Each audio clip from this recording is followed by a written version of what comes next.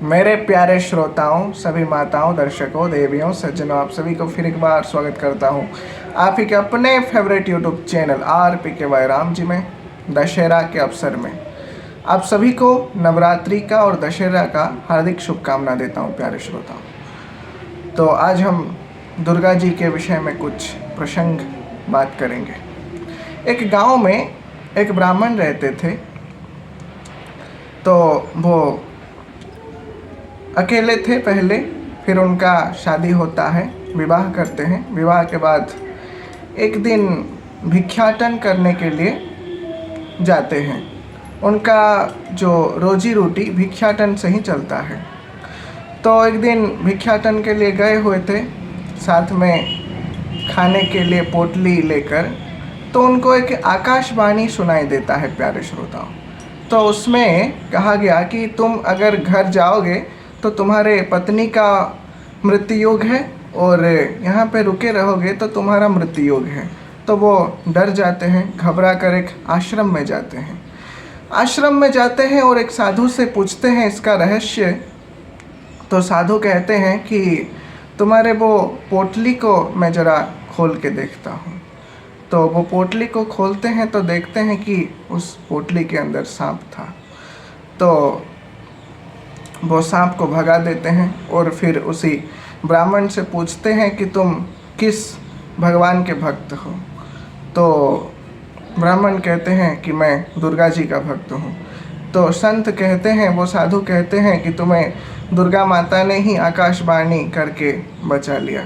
तो इसीलिए इस प्रसंग से यह शिक्षा मिलती है प्यारे श्रोताओं कि हमें जिस भी भगवान के पूजा हम कर रहे हैं तो अपने इष्ट के प्रति सदा निष्ठावान रहना चाहिए, इष्ट निष्ठ रहना चाहिए हमें। तो एक भगवान को पूजा करने का यह मतलब नहीं है कि दूसरे भगवान को, मतलब भगवान के दूसरे रूप को हम प्रणाम नहीं करेंगे।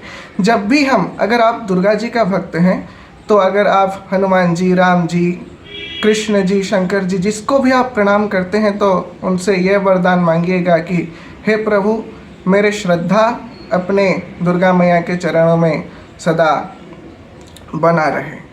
और अगर आप राम जी के भक्त हैं तो जिस भी भगवान को आप प्रणाम कीजिएगा, यह बात कहिएगा कि सीताराम चरण रति मोरे, अनुदीन बढ़ो अनुग्रह तोरे। यानी कि हर दिन मेरे प्रेम सियाराम के चरणों में लगा रहे।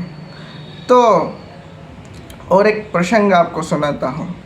जब सीता जी राम जी को पाने के लिए दुर्गा जी के यहाँ पर पूजन करने के लिए जाती हैं गौरी मंदिर में, तो जब जो चौपाई गोस्वामी जी लिखते हैं उसका, वो किसका सार है आप जानते हैं? वो दुर्गा सप्तशती का जो हम पाठ करते हैं उससे जो फल मिलता है, अगर कोई इस पद का भी गान करेगा तो उसका फल उसे, मतलब जितना फल दुर्गा सप्तशती पाठ करने से मिलता है उतना फल इस पद का गान करने से मिलता है, क्योंकि दुर्गा सप्तशती का सार इसमें निचोड़ करके रख दिया गया है प्यारे श्रोताओं।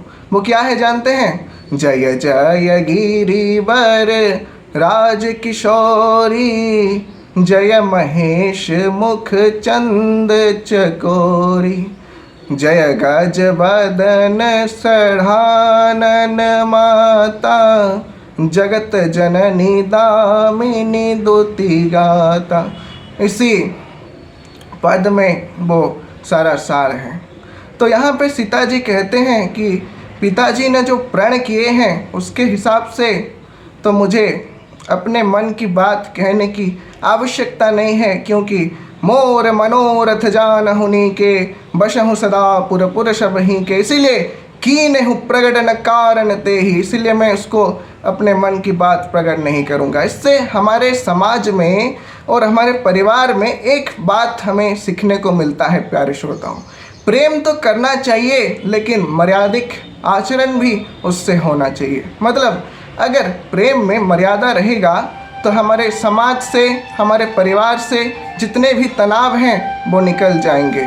तो इसीलिए भगवान से अपने मन की बात तो कहिए, लेकिन उसके बाद आपको ये कहना चाहिए कि आप तो सभी कुछ जानते हैं, इसलिए पूरी तरह से प्रकट करने की आवश्यकता नहीं है और आप मेरे मन की बात ज़रूर सुनेंगे और मुझे मन के हिसाब से आपको जैसा ठीक लगे उसी हिसाब से मुझे वरदान देंगे। तो माता गौरी भी सीता जी को वरदान देती हैं कि मनु जाहि राचे मिलयो शोभरु सहज सुंदर सावरो करुणा निधान सुजानशील स्नेह जानत रावरो। इसी प्रकार से वरदान देती हैं। और एक छोटा सा प्रसंग आपको सुनाता हूँ।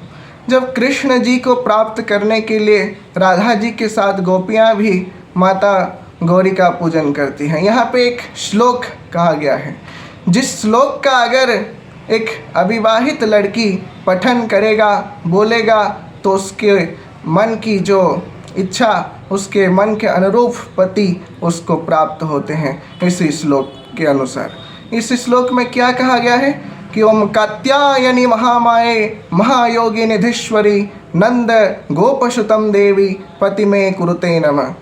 फिर एक बार कह रहा हूँ, ओम कात्यायनी महामाये महायोगी निधीश्वरी नंद गोपसुतम देवी पति में कुरुते नमः।